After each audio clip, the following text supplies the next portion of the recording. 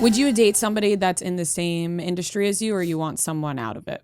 I wouldn't want to judge them for it because I wouldn't want to be judged myself. Yeah. Right. Like, in some ways, ideally not, because I don't want to, like, you know, have less of a private life. Right.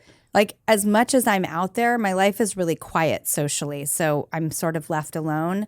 The idea of someone coming in and, like, making it feel more interesting to other people, like if you started scares dating the shit out Pete of me. Davidson, it would Yeah, be he everywhere. doesn't want anything to do with me. He likes young and hot, so that's not it at all. Well, we're at very different ages. We're at very different places in our dated life. Kate Beckinsale, Right. Kim true. Kardashian. You were Yeah, beautiful. you know what? He's dating a lot of moms lately. Yeah, you're right. They all have children. You were beautiful and have kids. I think you fit the Don't criteria. count yourself out. No, on second thought, that does seem nerve-wracking to me because I am such a slow burn now that I think I would need a lot of time to figure out if this was actually functional and working before I'd want to introduce you to the kids or like before I would want to publicly decree. And if you date someone in the public eye, you right don't away. have that luxury. Yeah. And He's your boyfriend as soon as you're spotted out together. also, like, I'm like, we have barely known each other and now everybody assumes we've slept together. right. Like that Yeah. freaks me out now as a mom. I'm like, I don't want that narrative out there because I'm really, like I said, a slow burn and take my time. I mean, I go on a couple dates a year. Like I'm such a slow burn. So that does scare me. Whereas I didn't think about that at all when I was young. Who cares? Yeah. Like didn't think at all about it. However, I could never disqualify somebody because of their like occupation, because if anybody did that to me, I would be so bummed to be judged on my lifestyle. And it's happened to me. Yeah. I've had plenty of people say, I just can't handle your life. And it's soul crushing. Yeah. It is so hard to hear that. Because it's your dream. You're living your passion and your and dream. you know and, what you were stepping into, but you got a taste and it's not for you. And fuck me. Now I feel horrible about my existence because it's just too much for you. So I think I would be really sensitive at trying to make someone else feel that way. However, it does make me nervous. Yeah. Like I don't want to put gasoline on a fire. Definitely.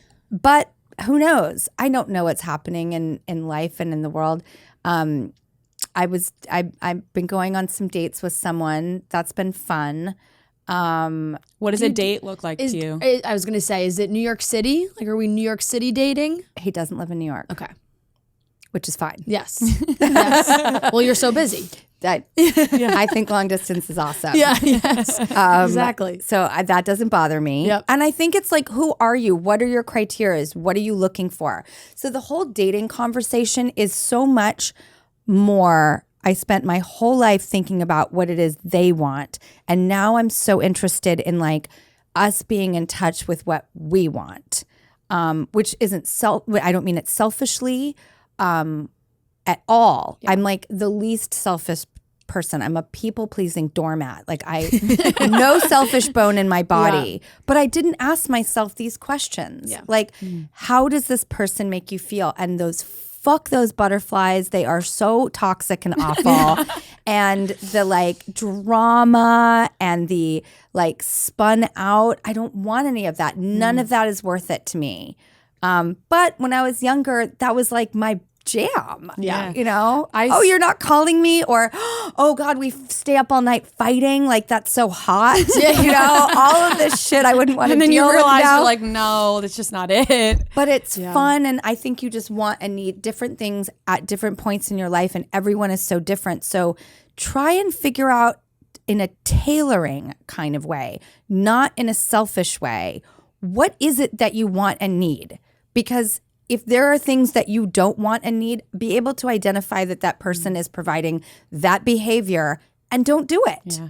I saw something that was like, stop asking yourself if he likes you. Do you even like him? Because I feel like people get caught up all the time. Like, does he even like me? And it's like, well, do you even like him? Have you thought anything about him? Like 100%. I think social media has great relationships, soulful advice that keeps the arrow constantly pointing back at you. Like, you are the only thing you can control.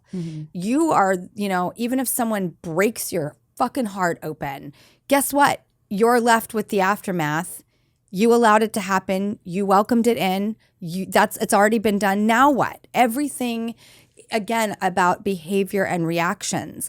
But I don't think that anyone should be afraid of risking their heart being broken. Like, live. That's a part of life. It's awesome. And whatever road of recovery you find will pay off in dividends later.